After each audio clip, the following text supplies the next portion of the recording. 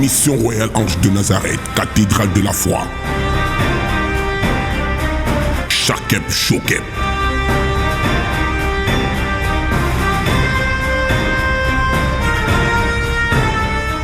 La vie n'est vécue que par des personnes qui ont décidé, de par une relation personnelle, profonde et radicale avec Dieu, de défier la fatalité en permettant à Jésus, autant pour moi, d'être couronné au sommet de l'adversité.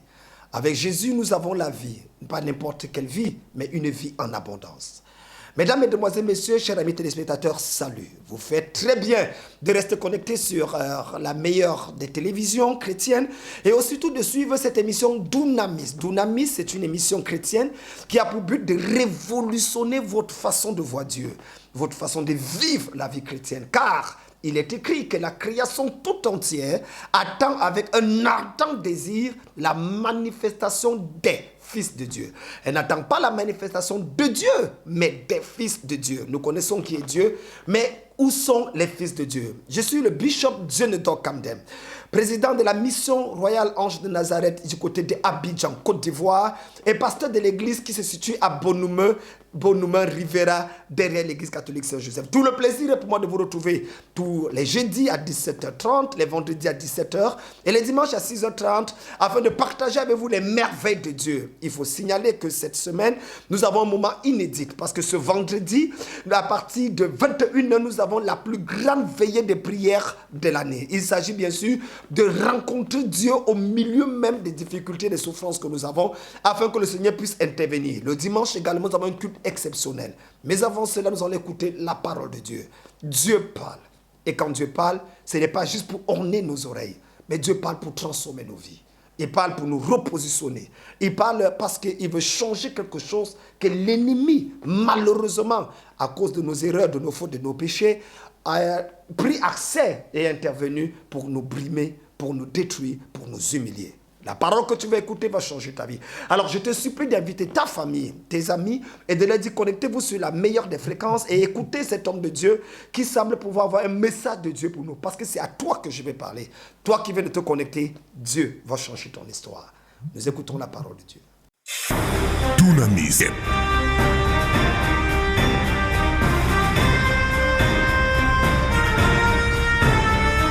Dunamis. Il n'existe aucune puissance sur la terre capable de changer la destinée d'une personne comme la puissance qu'il y a dans la parole de Dieu. La seule chose que Dieu a élevée au-dessus de son nom, c'est sa parole. On peut battre Dieu dans le règne de l'esprit uniquement si on applique les principes contenus dans sa parole. Dans n'importe quel pays sur la terre, la constitution est au-dessus du président. La Bible est la constitution divine. Elle est donc par conséquent au-dessus même de Dieu pour la simple raison, et c'est écrit, car il a élevé sa parole au-dessus de son propre nom. Mesdames, Mesdemoiselles, Messieurs, le message que vous allez écouter est un message prophétique. Je ne suis pas venu entretenir quelqu'un, je suis venu te parler. Je suis venu te dire cette souffrance doit s'arrêter. Je suis venu te dire cette malédiction n'a pas le droit de perdurer dans ta vie. Tu ne peux pas aimer Dieu. Tu ne peux pas t'attacher à Dieu. Aller à l'église tous les dimanches. Et lorsqu'on te regarde, tu ressens au frère jumeau de la malchance. Ce n'est pas possible. C'est inadmissible qu'en tant qu'enfant de Dieu, il n'y ait pas les reflets de l'ADN de Dieu dans ta vie. Ta famille ressemble à une famille cauchemaresque. À la limite, vous ressemblez à des personnes que Dieu a oubliées et que le diable lui-même a rejetées. Aujourd'hui, dans les 15 minutes qui viennent, la parole qui va sortir va bouger l'intérieur de ton âme et te repositionner dans le plan parfait de Dieu, dans le nom précieux et puissant de Jésus-Christ. Matthieu chapitre 27, le verset 32, sera la base de l'enseignement et du message prophétique que Dieu m'a dit de t'adresser. Il est écrit. Dans Matthieu 27, verset 32, la Bible dit, lorsqu'ils sortirent, ils rencontrèrent un homme de Cyrène appelé Simon. Et ils le forcèrent à porter la croix de Jésus. Matthieu fait partie des premiers livres du Nouveau Testament, encore appelé la Nouvelle Alliance.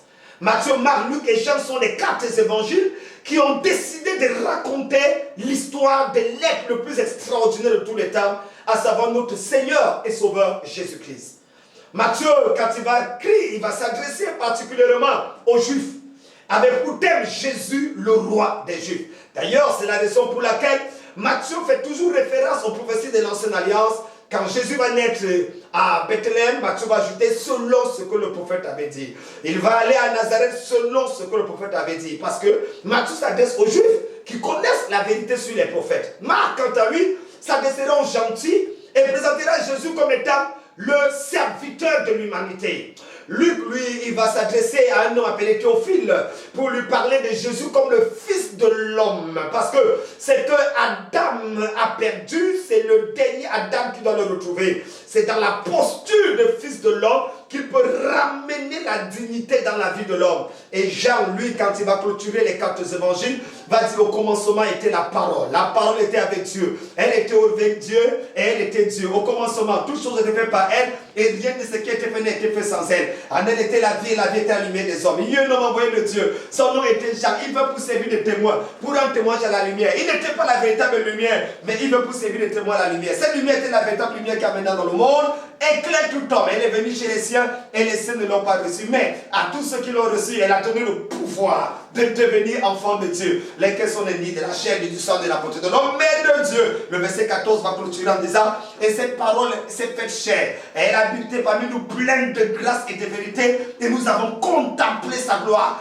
comme la gloire du Fils unique venu du Père. Donc, Matthieu donc va introduire, pendant tout son séjour sur la terre, 33 ans et demi, Jésus-Christ va essayer de démontrer par A plus B que ce que Adam avait perdu et que la religion a détourné et a détruit, il est venu restaurer, donner le vrai sens de la chose. Il est né, il va grandir, il va être introduit. Et le chapitre 27 que nous lisons est l'avant-dernier chapitre du livre de Matthieu.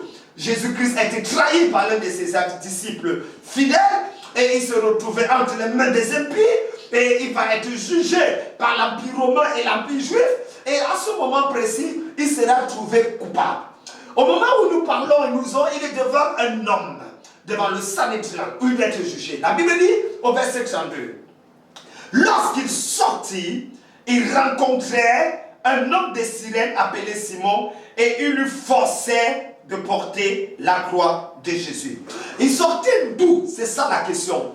On venait de l'arrêter cette nuit et on l'a amené chez Caïphe. De chez Caïphe, on l'a amené chez Pilate. Et Pilate, on l'a amené chez Caïphe. En fait, on joue avec lui comme si c'était la canne qui se joue au Cameroun tout récemment. Et puis là, maintenant, il est dans un endroit où il fallait qu'il sorte. Et je voudrais en quelques minutes prêcher sur le thème les aides de destinée. Les aides de destinée. Dans la vie de chaque homme, il y a 4 types de personnes que vous rencontrez sur le chemin de votre destinée. Il y a ce qu'on appelle les ralentisseurs de destinée. Quand vous les rencontrez, les choses commencent à avancer au ralenti dans votre vie. Vous vous rendez compte qu'il y a comme un esprit de retard. Comme si on vous a baptisé et confirmé dans le retard. Et à l'âge de 40 ans, vous avez ce que vous devez avoir à 25 ans. Et c'est à l'âge de 50 ans que vous cherchez le mariage qui devait avoir lieu à l'âge de 28 ans. On les appelle les ralentisseurs de destinée.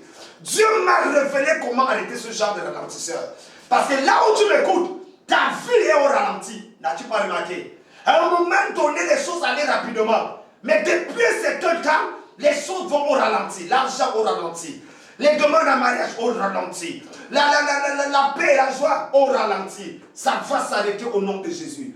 Nous avons ce que nous appelons également les tueurs de destinée. Ils sont plus cruels, plus dangereux que les ralentisseurs de destinée. Ce genre de personnes sont capables d'entrer dans ta vie et c'est comme si tu n'existais même plus. Ils entrent dans ta vie et rien ne marche dans ta vie.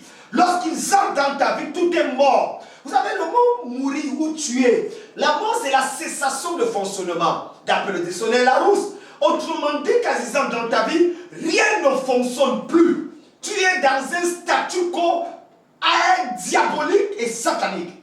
Nous avons enfin ce que nous appelons, en fait, en troisième partie, ce qu'on appelle les accélérateurs de destinée. Ce genre de personnes sont des gens qui sont dans ta vie, ce qui est au ralenti commence à avancer. Et nous avons en quatrième et dernière position, les aides de destinée. Et c'est de ça qu'il s'agit aujourd'hui. Dieu m'a dit de libérer dans ta vie des aides de destinée. J'ai été mandaté par Dieu à l'instant où je te parle. Et ce n'est pas par hasard que tu m'écoutes en ce moment. Quel que soit le pays, la ville où tu m'écoutes, suis-moi très bien. Avant la fin de ce message, les aides de destinée seront réveillées dans ta vie. Et dans les 48 heures qui viennent, quelqu'un qui ne t'avait plus appelé va t'appeler. Dans les 48 heures qui viennent, quelqu'un qui devait t'aider et t'avait oublié va se rappeler de toi. Oh malam, je croyais que tu allais dire Amen. S'il te plaît, il y a quelqu'un qui vient de se connecter maintenant. C'est le bishop Dieu ne doit quand même qui te parle. Général majeur de Dieu. Je suis venu te dire, tu as besoin d'une aide de destinée. Dans Matthieu 27, verset 32, puisque c'est ça qu'il s'agit, Jésus-Christ est entre les mains de ses ennemis. Et la Bible dit, lorsqu'il sortit, trois verbes dans ce verset, sortir, rencontrer et forcer. Commençons par le premier. Lorsqu'il sortit, dites avec moi, sortir. Dis-le encore, sortir. Mesdames, mesdemoiselles, messieurs, de la Genèse à l'Apocalypse, commençant par Adam, finissant par Jean, dans le livre des Révélations, personne n'a jamais accompli sa destinée sans sortir de l'endroit où il était caché. Quand vous lisez le père de la foi appelé Abraham, Dieu dans Genèse 12 s'adresse à Abraham et lui dit, sors de ton pays, quitte ta patrie, la maison de ton père, et va là où je te montrerai. Mais la question est la suivante. Pourquoi Dieu n'a pas béni Abraham là où il était? Parce que dans la vie, il y a des endroits que même si Dieu veut te bénir, il ne te bénira pas. Quand vous lisez les Saintes Écritures également, il s'appelait Saül. La Bible dit que Saül a été appelé par Dieu. Et il y avait une notion royale sur sa vie. Dieu d'ailleurs avait parlé à un prophète appelé Samuel en lui disant, il y a un homme que j'ai choisi et c'est lui que tu vas établir pour roi. Mais le problème, c'est que Saül était le fils d'un homme appelé Kis, qui veut dire l'oiseleur. Et tant qu'il était dans la maison paternelle, la royauté ne pouvait jamais se manifester. C'est pour ça que Dieu a orchestré le départ des Anons et des Anès de la maison de Kis. Et son père a demandé à Saül, va chercher les Anès. Quand il est sorti de la maison, oh malabo zegedada, quand il est sorti de la maison, c'est là où il a rencontré Samuel et la royauté était posée sur sa vie. Tu as besoin de sortir. Je ne connais pas là où on t'a placé. Je ne connais pas là où on a enterré ton mariage, tes affaires, ta vie. Je ne connais pas qui a dit que tu ne peux rien devenir. Je m'en fous même du sorcier du village qui a le doctorat en diablerie et professeur agrégé en satanisme. Je sais une chose. Sur le mont Golgotha, il y a 2000 ans, un homme est mort pour que tu sortes de ce cachot. Pour que tu sortes de cet endroit. Là où on a enterré ton nombril, enterré ton sous-vêtement, enterré tes ongles et ta chevelure. Il y a un homme appelé Jésus de Nazareth. Il a été crucifié afin de dépouiller les dominations et les autorités et les livrer publiquement en spectacle en triomphant d'elle par la croix. Mon frère, ma soeur, cette malédiction s'arrête cette nuit. Ce problème s'arrête cette nuit. Tu dors cette nuit. À moins que Dieu ne m'a pas appelé. J'ai dit, tu dors cette nuit, un ange va apparaître. Tu sauras qu'un homme de Dieu t'a parlé. Ce n'est pas le bub. C'est une question d'évidence. Cette nuit-ci, un ange va apparaître dans ta vie et te faire sortir de là où on t'avait mis. Madame, ce mariage doit avoir lieu. Tu ne peux pas te marier et divorcer tous les jours comme tes autres. Non. Cette stérilité, tes entrailles, a été placée dans une calebasse mystique. J'enlève tes entrailles de cette calebasse. Je me rappelle particulièrement cette femme qui était étudiante au Mali et qui est devenue folle à la 5e année de ses études. Et on l'amène, comment la famille l'amène en pleurant, très intelligent. La famille vient dire, papa, on ne comprend pas, notre fille, c'était leur cousine en quelque sorte, est devenue folle. Dès qu'on a amené l'enfant, j'ai regardé, Saint-Esprit, explique-moi. Et Dieu m'a dit non. Il y a une calebasse chez son oncle à Douala. Allez là-bas derrière la maison et enlever cette calebasse et casser la calebasse. Ne demandez à personne. Ils ont voyagé le même jour. Ils sont arrivés à Douala. Le lendemain, ils vont chez l'oncle, parce que c'est arrivé dans la nuit. Ils arrivent, ils saluent l'oncle. Ils disent, qu'est-ce que vous amenez? Ils parlent seulement exactement l'endroit où j'avais montré. Ils prennent la calebasse, ils cassent la calebasse. Dès qu'ils ont cassé la calebasse à Douala, la fille est à Yaoundé au Cameroun. Bam! Elle est guérie. Elle retourne ses sœurs et dit, mais je fais quoi ici alors que je devais être au campus à Bamako pour mes études en médecine. Mon frère, ma soeur, là où tu es, écoute-moi très bien. On a enterré ton étoile dans une calebasse. Il faut une notion supérieure pour arrêter ça. C'est pour ça que je t'invite, non seulement m'appeler à l'instant où je parle, parce que je vais prier avec toi. Cette calebasse va exploser. La distance n'est pas une barrière. Lorsqu'il sortit, quelqu'un dit, je sors. Le deuxième verbe, c'est qu'il rencontrait un homme de Cyrène appelé Simon. Quand tu sors de là où tu avais attaché, tu es obligé de rencontrer ton aide destinée. J'entends les gens dire, Jésus a dit, il faut porter sa croix pour réussir. J'ai une nouvelle qui va te choquer. Est-ce que tu sais que personne ne peut porter sa croix jusqu'au bout?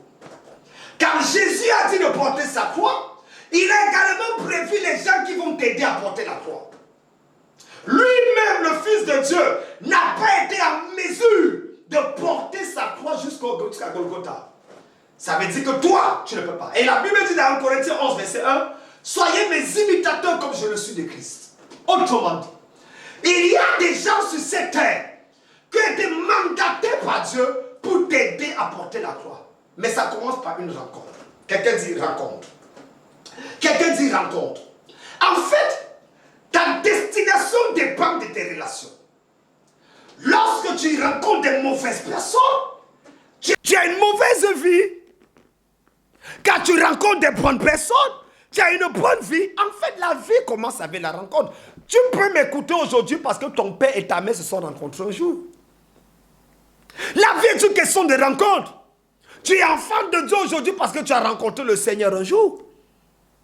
Donc, en fait, le type de rencontre que tu fais détermine le type de gloire que tu as. Oh! Le type de rencontre que tu fais détermine le type de gloire que tu as. Ils ont rencontré Simon de Cyrène et ils le forcèrent à porter la croix de Jésus. Quand tu fais une bonne rencontre, je me rappelle, quand tu fais une mauvaise rencontre, tu as une mauvaise vie. Hein? Cette femme qui avait son fils à Londres et ils étaient au marché en train de discuter avec une autre femme et c'est comme ça que la bagarre a commencé et ils ont commencé à s'insulter et la femme dit que tu crois que quoi? Pareil, ton enfant est à Londres, on va voir s'il va rester là-bas. 2 jours après, bam! L'enfant est rentré de l'école pour dormir, il se couche sur le lit à Londres. Et il se réveille le lendemain matin dans son village au Cameroun. Vous expliquez ça comment? Vous expliquez ça comment? L'enfant se réveille en Afrique alors qu'il a dormi sans prendre l'avion. Mais pourquoi? On avait pratiqué la sorcellerie pour faire déplacer l'avion. Mesdames, mesdemoiselles, messieurs, tu me dis que c'est illogique, c'est vrai. Tu dis que ce n'est pas normal, c'est vrai. Tu dis que ce n'est pas raisonnable, c'est vrai. Mais la sorcellerie, le propre de la sorcellerie, c'est la capacité dans le règne mystique de faire des choses qui ne sont pas logiques, qui ne sont pas raisonnables, qui ne sont pas rationnelles. Par exemple, avec toute la beauté que tu es, pourquoi tu n'es pas marié? Ce n'est pas normal. Avec tout ce que tu traverses, pourquoi ta vie n'avance pas? Tu travailles comme un bœuf, comme un éléphant, mais tu te retrouves avec le salaire d'une souris. Ce n'est pas normal. Tu as besoin d'une rencontre. Et lorsque j'ai rencontré cette femme qui a amené son fils, je lui ai dit, comme il s'est couché et il s'est retrouvé en Afrique, amenez-le sur mon lit qu'il se couche. La même manière qu'il est prévenu, il va repartir. Parce qu'ils sont allés à l'ambassade de Grande-Bretagne. On a dit, madame, on connaît une seule manière de voyager, c'est de prendre l'avion et de venir. Si votre fils a pris l'avion mystico, allez là-bas qu'il s'arrête. Parce qu'il y a des choses que l'homme blanc ne peut pas comprendre. C'est comme ça que j'ai dit, ramenez-le. Il n'y a aucune puissance plus forte que la puissance de Jéhovah, de l'Éternel des armées. Et c'est comme ça qu'il a couché sur mon lit le 3e jour. Il a dormi, il s'est retrouvé de l'autre côté à Londres. Histoire authentique. Écoute-moi bien. Je ne connais pas qui a dit que tu es fini. Je ne connais pas qui a frappé la main sur la poitrine pour dire qu'il n'y a rien de bon qui va arriver dans ta vie. Je déclare, dans 48 heures, ton miracle va arriver au nom de Jésus. La dernière chose, c'est qu'il le forçait à porter la croix de Jésus. Vous savez, le problème de la vie, c'est qu'il y a des gens qui sont appelés à te bénir, mais ils ne veulent pas te bénir. Ils sont supposés t'aider, mais ils ne veulent pas t'aider. La Bible dit qu'il le forçait.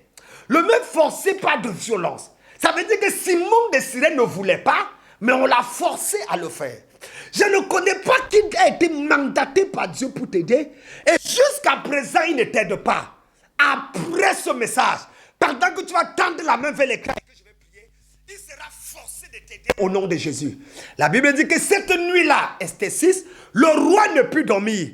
Et parce que Dieu l'a forcé, Dieu a levé le sommet du roi afin que Mardochée puisse retrouver sa bénédiction. Il était à la porte, mais parce que Dieu a forcé le roi à ne pas dormir, Mardochée a retrouvé la place de Haman. Il y a des gens qui dorment tranquillement alors qu'ils doivent te bénir. Ils doivent te soutenir. Ils doivent être les bénédictions pour toi. Pendant que je prie, je déclare qu'ils seront forcés à t'aider au nom de Jésus de Nazareth. C'est la raison pour laquelle je veux que tu tendes la main vers l'écran. Mon frère, ma soeur, sorti, rencontré et forcé. Jésus a dit dans Matthieu 11, le royaume des cieux est forcé. Et seules les violences en emparent. Tu ne peux pas croiser les bras et t'attendre à être béni. Tu ne peux pas rester chez toi et dormir et t'attendre à ce que les choses passent. À un moment donné dans ta vie, tu dois sortir de l'église où tu es. Sortir de l'endroit où tu es. Et dire, je viens un homme de Dieu qui était habillé en costume bleu. Je vais chercher son église. On ne sait jamais par où Dieu veut bénir quelqu'un. Et tu décides de venir afin que nous prions ensemble. Car Simon de Cyrène était un étranger pour Jésus, mais il était forcé d'aider Jésus. Je peux être un étranger pour toi, mais Dieu m'a donné la grâce de t'aider afin que ta destinée puisse s'accomplir. Ce vendredi et ce dimanche, je t'invite à être présent pour un culte unique. Appelle-moi ce numéro et je vais prier pour toi. Tends la main vers l'écran. Tends la main vers l'écran. Tu es malade, tu as besoin d'un miracle, tu as besoin d'une aide de destinée, tu souffres, peu importe ta souffrance, il y a une malédiction dans ta famille et tu veux que ça s'arrête cette nuit. Tends la main vers l'écran. Power pass power. Il y a Dieu. Il y a Dieu. Dieu n'est pas fou. S'il a permis que tu m'écoutes. Tu viens de te connecter, tends seulement la main. L'onction de Dieu va te toucher là où tu es. La puissance de Dieu va t'électrocuter. S'il te plaît, assois-toi bien. Parce que l'onction va te saisir. Les bratunde kakata barinda tundeya. La couche que brakunde teya. Toute personne sous le son de ma voix, subissant une injustice dans sa vie, une humiliation dans sa vie, un désastre dans sa famille, toute personne que le diable a touchée est sur le point de briser sa vie et ses rêves. Je me tiens en tant que prophète de Dieu et je déclare, la main de l'ennemi qui était appesantie contre toi est brisée au nom de Jésus. Dunamis.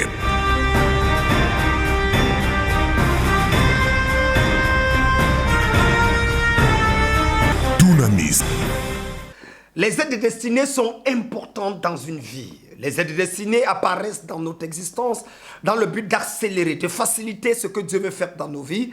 Et nous ne pouvons pas réussir si nous n'avons pas des aides destinées. Quelqu'un est quelqu'un derrière quelqu'un. Les aides destinées peuvent également venir au travers des ouvrages. Par exemple, cet ouvrage, Tu es miracle potentiel, ce sont des ouvrages que j'ai personnellement écrits il y a cela pratiquement près de 20 ans. Nous avons près d'une trentaine d'ouvrages. Effacer l'empreinte du diable, vous pouvez la voir dans les librairies ou alors nous appeler au numéro qui s'affiche. Réussir sa vie chrétienne ou encore la révélation des Joseph. Ces ouvrages sont disponibles en nous appelant au numéro qui sont là et vous pourrez facilement vous en procurer. Nous avons également le Joker thème de cette année, il s'agit bien sûr de Erdad. Erdad, c'est les rencontres dynamiques avec Dieu. Rencontres dynamiques avec Dieu qui sont des moments de méditation, de prière. Trimestriellement, nous mettons à votre disposition la possibilité d'étudier la parole de Dieu, de méditer les Saintes Écritures et surtout d'entendre Dieu vous parler. Vous avez des endroits où vous pouvez facilement noter les points, les messages et les révélations que Dieu vous a dites. Le verset est là, la prière est là et la parole forte donnée par le général de Dieu, le bishop Jonathan Camden lui-même. Alors, Erdad, vous pouvez l'avoir en appelant à ce numéro pour ce premier trimestre de l'année 2022. Mesdames, Mesdemoiselles, Messieurs, ce vendredi, à partir de 21h, ici à la Mission Royale Ange de Nazareth, à la Riviera Bonhomie Abidjan, nous avons la plus grande veillée du début de cette année. Il s'agit bien sûr de pouvoir secouer le ciel et provoquer les aides destinées. De 21h à l'aube, si vous m'écoutez en ce moment, c'est parce que vous devez déjà vous préparer pour ce vendredi afin d'expérimenter la gloire et la puissance de Dieu. C'est à la Riviera Bonhomie. Appelez-moi s'il vous plaît. Il y a près de 128 personnes qui doivent se déplacer à cet instant parce que Dieu veut faire un miracle dans ta vie. Il ne permet pas que l'année finisse et que tu dises « Oh, si je savais ». Ceux qui veulent finir l'année royalement doivent impérativement la commencer brutalement. Et brutalement parle de violence. Et violence parle de prière. Ça parle de s'attacher à Dieu afin d'expérimenter Dieu. Tu es malade, tu souffres, il y a une malédiction dans ta vie, des choses ne marchent pas comme tu voulais. Ce vendredi, de 21h à l'aube, s'il te plaît, appelle. Nous allons prier avec toi et Dieu va débloquer ta situation. Nous allons clôturer le programme le dimanche parce que le samedi, de 15h à 20h, j'ai des réceptions un à un, corps à corps. Vous voulez être reçu par le bishop Jonathan Camden, eh bien, appelez et inscrivez-vous pour les réceptions. Je vais vous recevoir personnellement dans mon bureau, ici à Abidjan, Riviera Bonhomie, et nous allons nous échanger. Mais si vous êtes en ligne ou vous êtes hors du pays, vous pourrez appeler, on pourra s'échanger sous forme téléphonique, par WhatsApp. Ce dimanche, donc, c'est la clôture. La clôture avec un moment de célébration à Dieu, des témoignages de ce que Dieu aura fait tout au long de ce week-end. S'il te plaît, c'est de 9h à 12h30, un moment inédit d'adoration, de louange, de célébration et de prophétie dans ta vie. Pas seulement le ainsi dit l'Éternel, mais le ainsi fait l'Éternel. Mesdames, Mesdemoiselles, Messieurs, c'était Dunamis. Nous sommes très heureux de vous savoir nombreux à nous écouter. Nous voulons vous donner rendez-vous la semaine prochaine, même heure, même fréquence, même date, parce que Dieu va faire du bien. N'oubliez pas, la semaine prochaine, je serai à Cotonou au Bénin pour quelques jours de réception, parce que vous êtes nombreux à nous appeler du côté du Bénin. Hein. Vous êtes nombreux. Donc à partir de lundi, je serai certainement à Cotonou pour des échanges de partage, de communion avec des hommes de Dieu. Vous avez besoin d'être reçu par un homme de Dieu, un prophète. Appelez et inscrivez-vous. On vous dira comment faire pour être reçu par le bishop Jonathan Camden. Que Dieu vous bénisse. C'était avec beaucoup de joie. N'oubliez pas, Jésus est Seigneur et il revient bientôt. Que Dieu vous bénisse. Mission Royale Ange de Nazareth, cathédrale de la foi. Chakep Chokep.